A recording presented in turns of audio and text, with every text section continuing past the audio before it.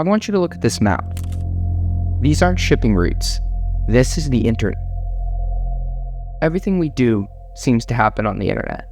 Even right now, you're watching me on the internet.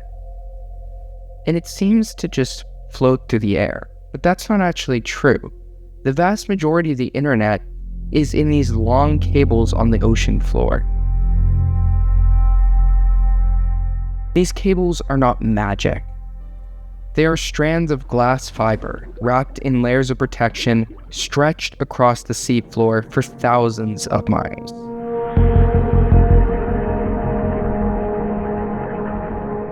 Telegeography's 2026 map shows that there are 694 cable systems and 1,900 landing stations in the ocean.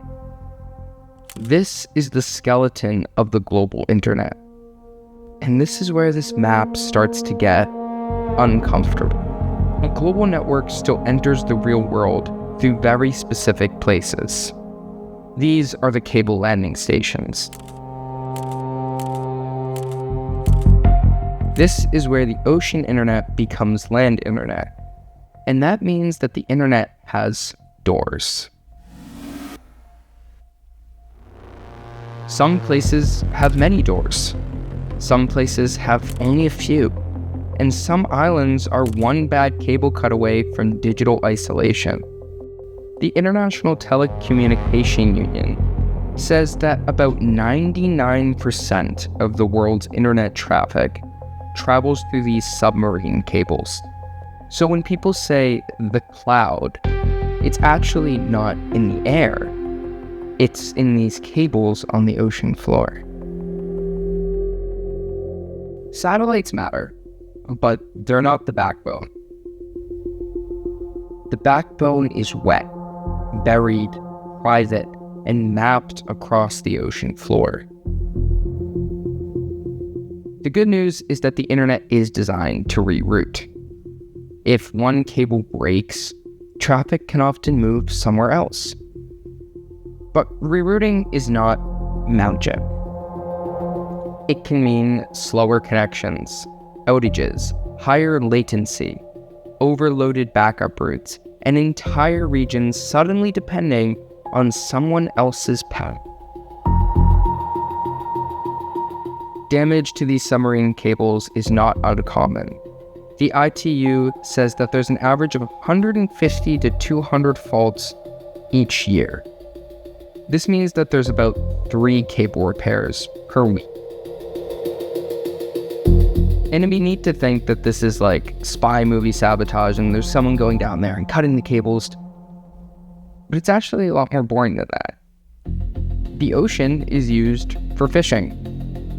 It's used for boating. So when people throw out anchors and when natural hazards happen, equipment fails.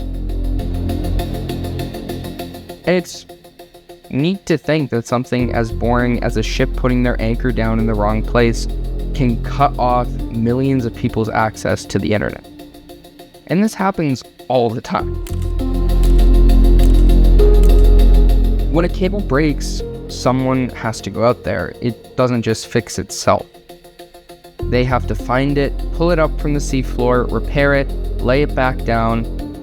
So the internet relies heavily on these repair ships.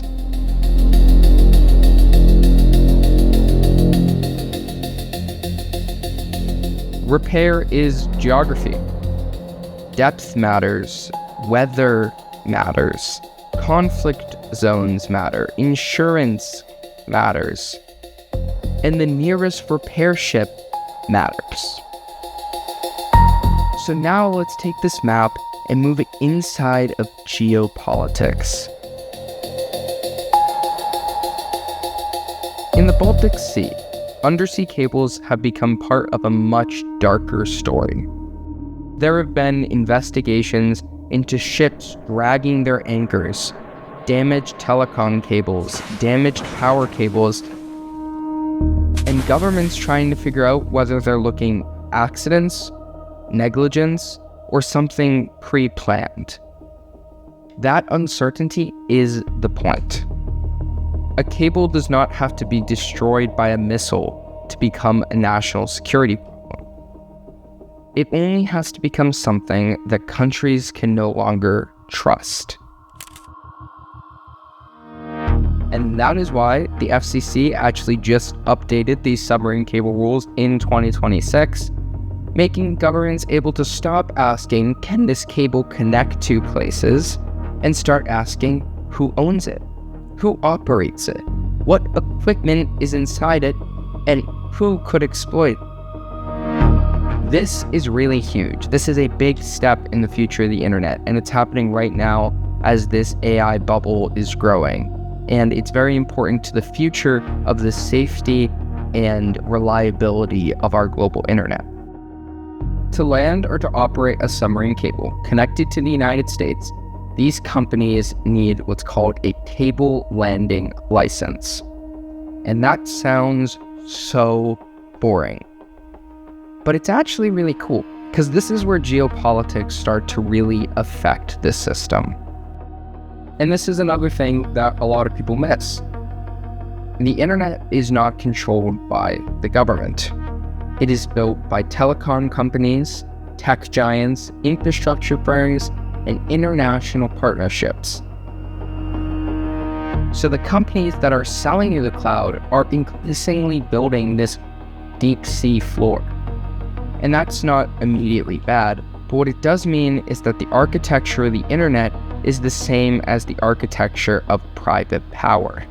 And like we talked about in our last video about shipping routes having choke points, so do internet cables. These are the places where geography, war risk, repair, access, and politics all stack on top of each other. The Red Sea is not just a shipping route. It's also a cable corridor connecting Europe, Africa, the Middle East, and Asia. So when these oil straits are shut down and we think that it only affects gas prices, it actually affects the internet because it affects the ability for these repair ships to get there and fix the cables if anything were to happen. And this is also a problem around islands. Cables are more sensitive because if the routes on an island are limited, cutting or damaging a few lines can create real pressure.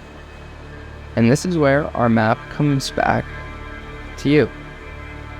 Banking, messaging, cloud files, streaming, business software, military communication, government services, the things that feel instant depend on these routes.